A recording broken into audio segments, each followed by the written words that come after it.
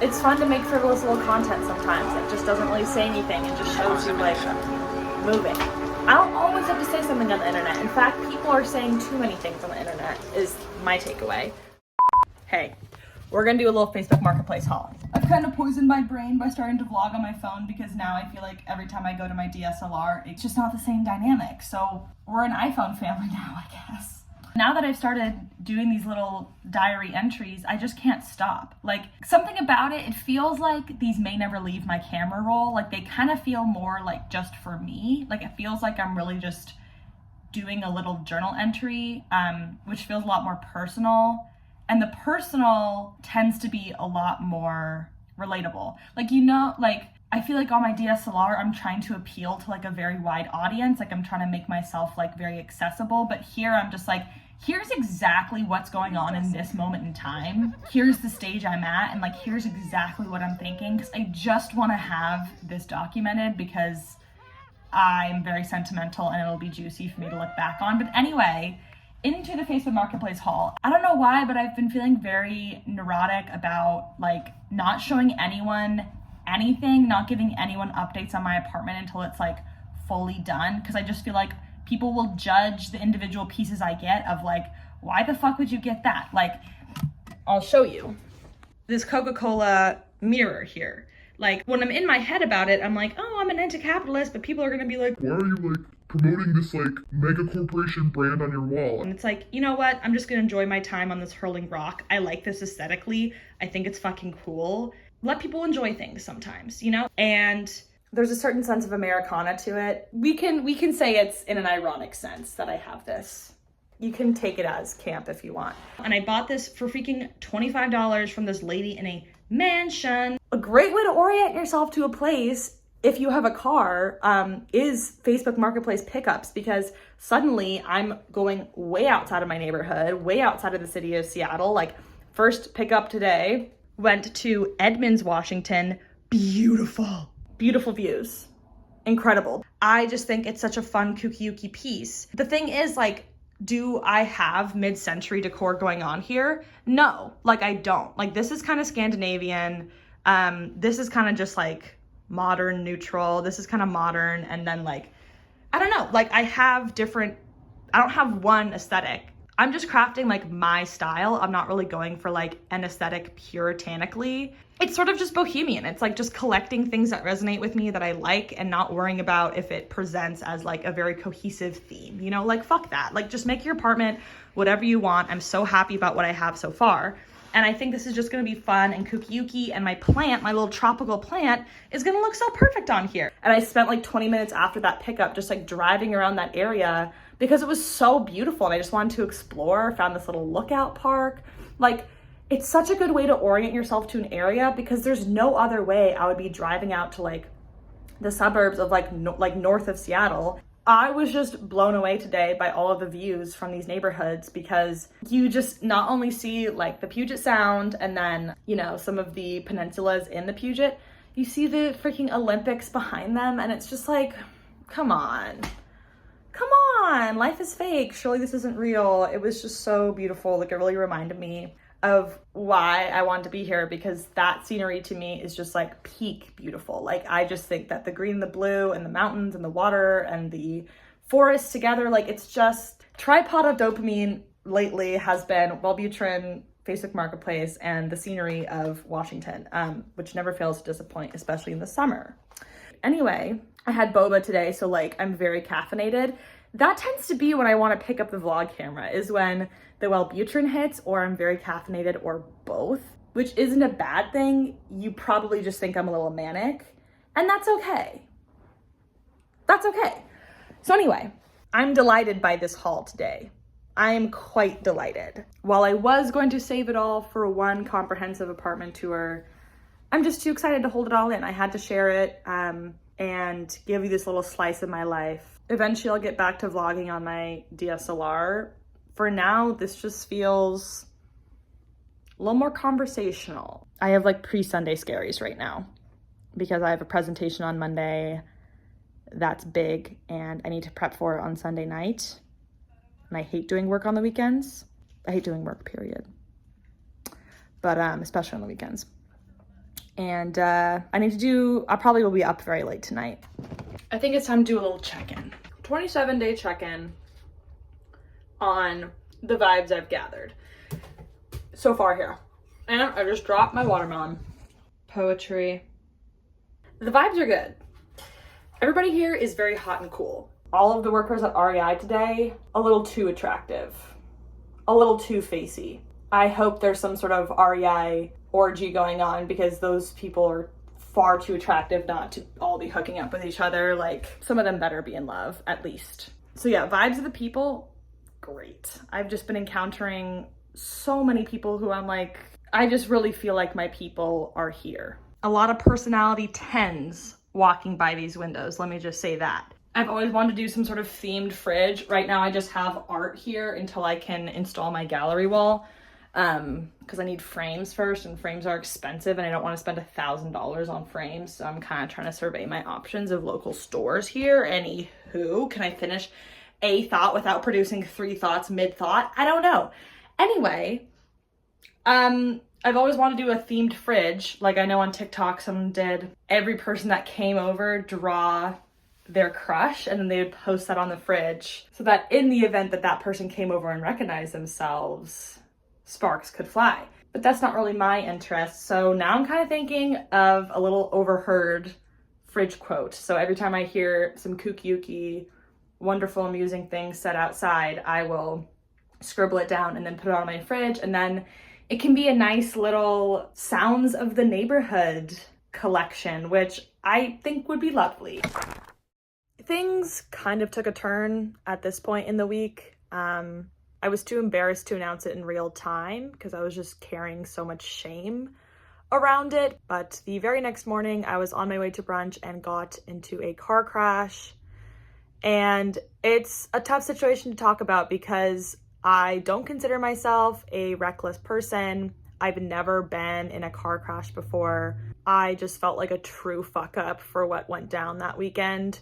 Essentially, get to an intersection, it's a construction zone, which there was no announcement of, but basically they'd taken down the stop sign, like the permanent stop sign on that corner. And in its place, they had just taken like the actual sign part, not the post, and had put it on the sidewalk. So it was like sitting on the sidewalk over in the shade.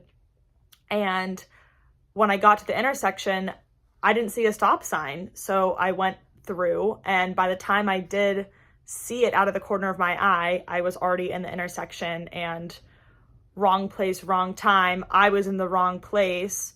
Obviously I was at fault. Like, I'm not saying that I did nothing wrong here. I totally take ownership for the fact that like I caused a wreck, but I've just never fucked up that bad. And fortunately, the other driver was okay, but his car was totaled and my car was totaled. I mean, that's what you have insurance for, right? So it will be resolved. I just couldn't believe that I had made a mistake that big, you know? Like, that whole week, I was just not at my best. In fact, like, that event, I just felt like I was at my worst. And I was just so thankful that no serious harm came out of that. But I do take culpability and ownership of like, yeah, my actions like could have really, really hurt somebody. So I'm not making light of the situation. I worked through a lot of it in the rest of the vlog, but I spiraled just a little bit after this, trying to figure out how the fuck to handle this because I've just never been in this situation before. Okay, I'm cooking dinner now. And basically, I'm having this realization that even though I really condemn toxic positivity, it's still eked its way into my brain in very insidious ways. Like, I didn't even want to vlog because I've had like a really shit couple of days. And I didn't feel like I was allowed to say that. You know, like I felt like I just was on a call for one of the groups I organized with today.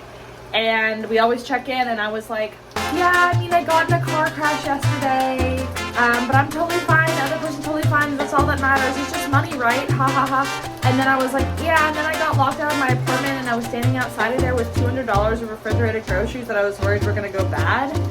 And then today I literally felt sick to my stomach with anxiety, but haha, I'm actually really good. Like, why do I feel the need to like condition everything with like, actually I'm really good? Like I've always been like, it's okay to not be okay. And like, I feel like I'm really open about my mental health, but for some reason, like I'm not directing toxic positivity towards others as much, but to myself, it's rampant.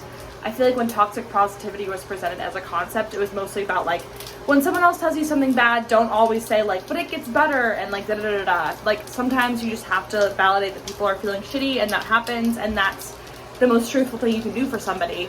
But it didn't soak into my own personal, the way I treat myself. It's been a bad moment. So tonight I am just fully giving myself license to like, if I do nothing, great. Like literally, because that's the other half of it, is I've been so overwhelmed because I have so many things to do. I feel like I'm being pulled in a million directions, which is a much better feeling than just being like absolutely lifeless and bored. But it means that having a night where I do nothing is rare, and that used to be like every night. So readjusting back to like, oh, I have things to do, I have responsibilities, is like, okay, I'm a little overwhelmed because I'm a fucking baby. So yeah, I gave myself full license to do absolutely nothing tonight, just to recover fully and like take a beat and like take care of myself, because it's so important to like prevent backsliding into a really bad point of mental illness. Like my Wellbutrin prescription's going great. It really keeps me emotionally steady, and I feel more myself than I have in years. Not that I ever have, but have in years. Like I really feel like myself again for once. Let me flip these. Oh, I burned them because I was talking to you guys. Oh well, toxic positivity, it'll be fine. Carcinogens are all good. This is my comfort meal, everybody. Introducing you to Catherine Berry's comfort meal. This is the Gardein vegan orange chicken, so it's not even like I'm cooking this from scratch, but it's my comfort meal because it always tastes so good. I feel like this, boba, and there might be one other thing that's like in my comfort meals, but just thought I should let you all know. Okay. I don't know, bruv. I'm not a plating god, but this looks pretty good to me. Like, would you eat this? Comment down below. I'm just trying to justify why this is my comfort food, because it's so good. I love it.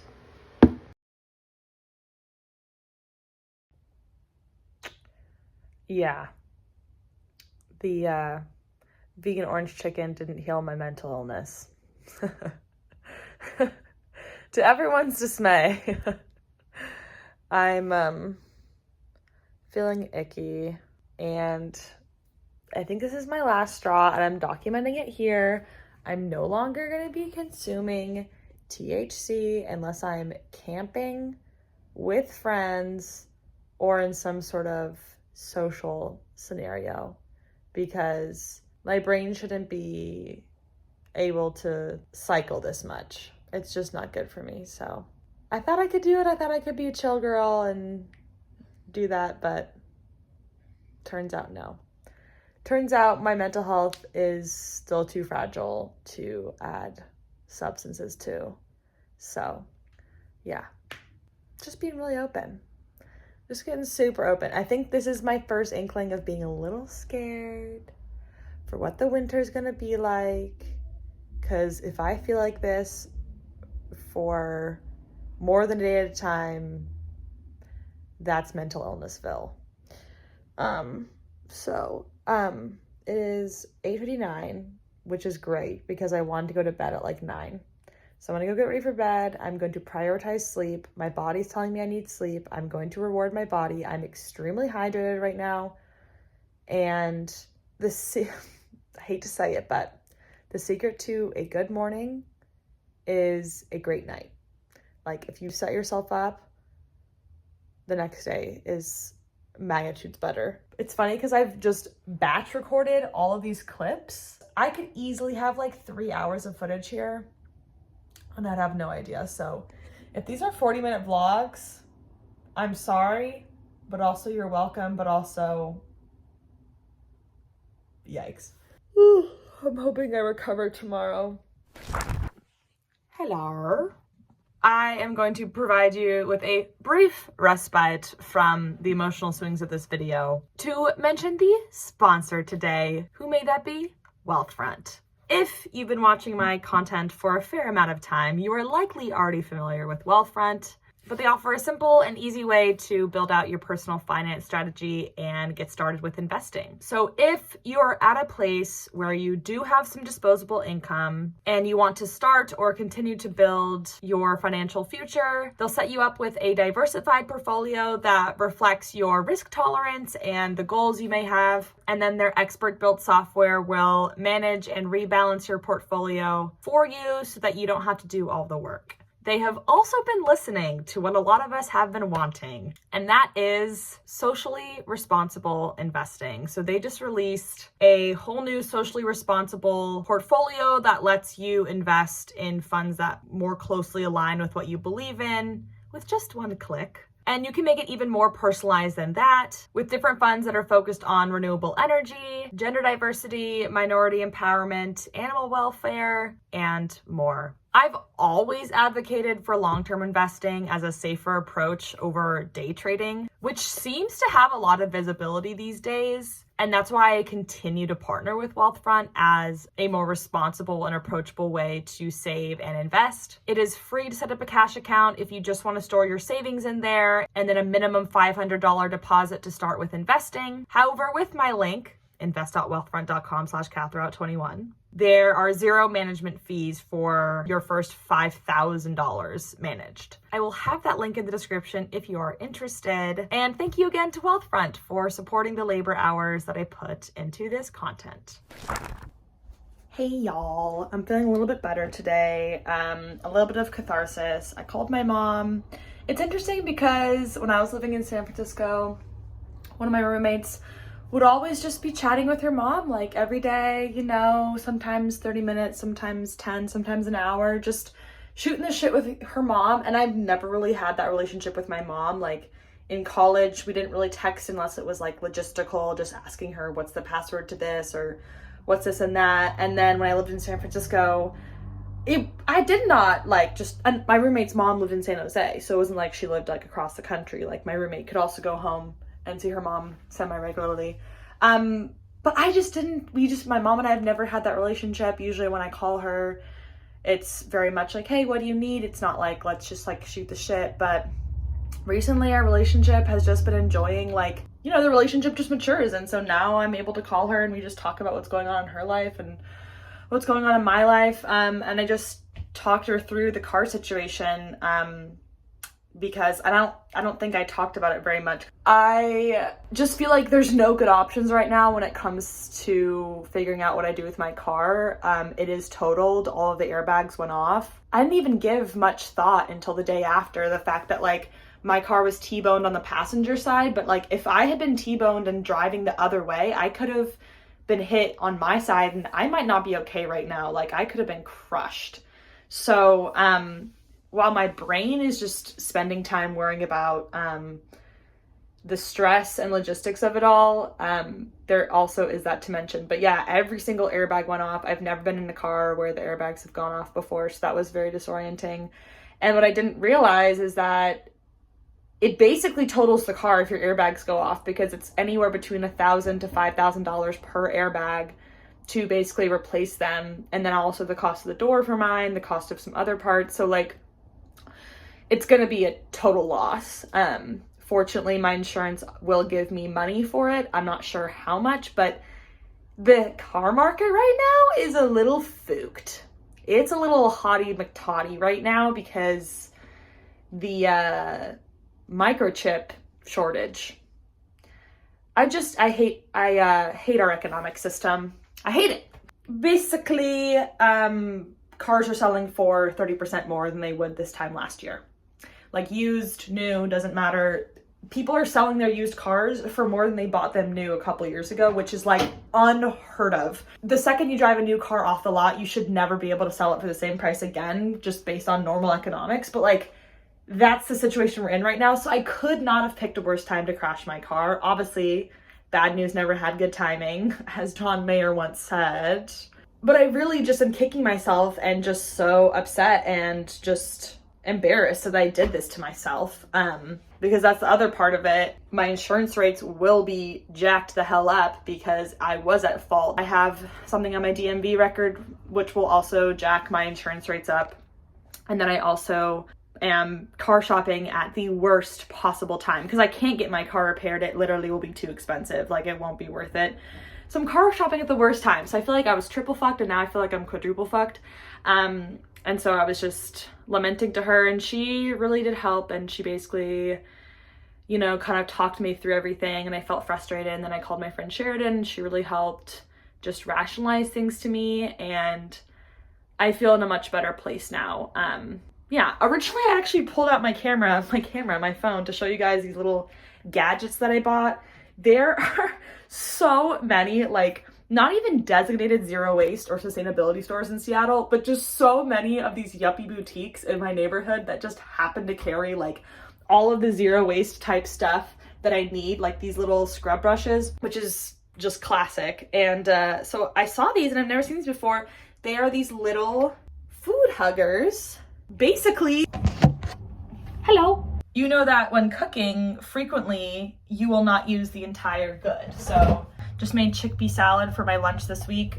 Lindsay Rem shared a great recipe for chickpea salad sandwiches like years ago on one of her What She Eats in a Week, and I've been using that ever since. It's such a good go-to recipe. And only use half of a bell pepper, but you just put it in the little food hugger, and that way you don't have to put it in a little plastic bag or wrap it up in something or find a container to put it in. These literally keep them fresh. And then it keeps them top of mind too, because I feel like I would always put it in a plastic bag, and then because I have used plastic bags before, sue me, call the eco cops, call the eco restorative justice team. I've used plastic bags in my lifetime. Anyway, I used to put them in like a little sandwich bag and then throw them in the drawer, and then I'd forget that I like had half a lemon and it would go bad by the time I could use it again. So now I can just take my little. This might not be exciting for anyone else but myself, but it delighted me because this is what innovation means to me, is you find something that people deal with and you create a nice, sustainable solution. And this brand, unlike plastic baggy companies, will not be profiting off of me for years to come, because these are hopefully gonna last me like forever. Instead of plastic baggies where they're single use and you have to keep buying them, and that means they get to profit off of you. So this company is doing the right thing. And look how fucking cute that is. It looks like a little hat. I'm obsessed. Got my avocado in here, got my lemon in heel, and got my bell pepper in heel. And maybe I can use all three of them in something tomorrow. And I'm obsessed. I'm excited.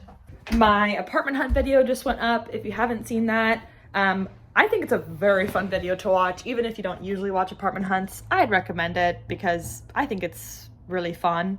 The appraiser is coming to pick up my Camry tomorrow, so I need to go empty it all out and say goodbye and leave my key. And like, I'm weirdly emotional. And I know as an anti-capitalist, I'm not allowed to get attached to material things or assign any value to like commercial products, and I kind of wish cars were never invented in the first place, because now I really do feel dependent on them in a way I never would have if we just had good public transit from the start. But with that all being said, I'm allowed to experience attachment to the most expensive thing I've ever put my money into. I like worked so hard on my car search back in January of 2018, and I just remember at the time like how proud I was of like all the work that I put into getting that car, and I was treated like shit at so many different dealerships that only gave attention to like my dad or my ex's dad at the time. And I decided to buy from the place that actually showed me respect, and I negotiated better than any of those men ever did at the other dealerships, and my car just fit me so well. It just works so well for me. It's a hybrid. It has amazing adaptive cruise control for when I go on road trips, and it has so much trunk space, and it's big inside, and it's nice, and it had Apple CarPlay and all these fucking features that just worked so well. It was exactly what I needed, and I wanted to have this car for like 20 years. Like, I wanted to run it into the ground, and that is not possible. And I've never been someone that's been like very attached to like car culture or like flexing with my car. I'm really just excited about my car because it like literally checked all the boxes. It's not like a fucking Tesla. It's not like a flashy car. It's just a Toyota Camry, but it is meaningful to me. I just paid it off. I did not expect to be parting with it so soon. So yeah. My fucking car is not in the spot the tow truck left it, which means it got towed, and so now I need to figure that out. Street parking with a totaled car was a fucking bitch. We circled my place 4 times when the tow truck got me from the accident. And finally there was a guy leaving a spot. So we were like, oh my God, amazing, iconic. We can just back it in. We don't even have to parallel park it. And that wasn't a spot. We just assumed it was a spot. It wasn't a fucking spot.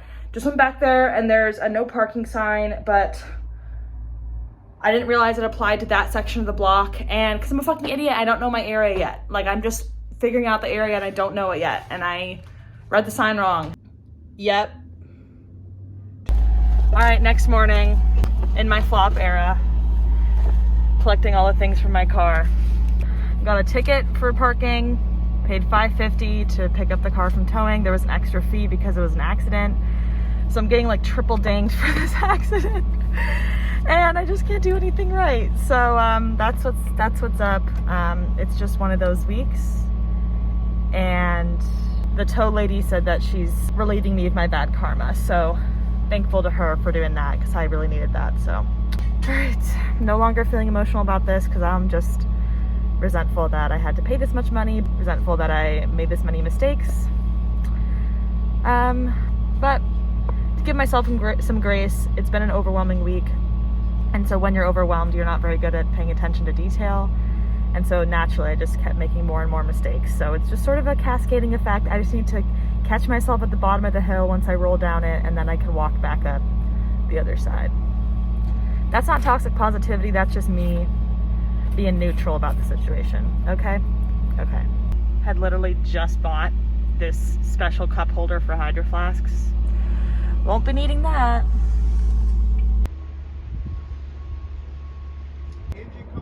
Back up and grab it. Honestly, tow truck drivers seem like they have a great culture. Very collectivistic, sharing resources, sharing tips. Very, very much respect for the tow truck drivers doing work out here. Seriously.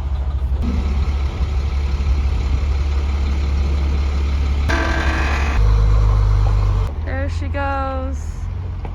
Hi, Camry. I loved you so much. You were perfect. Never change.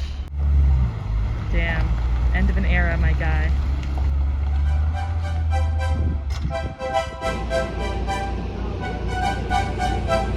For all of my efforts, they left an impression.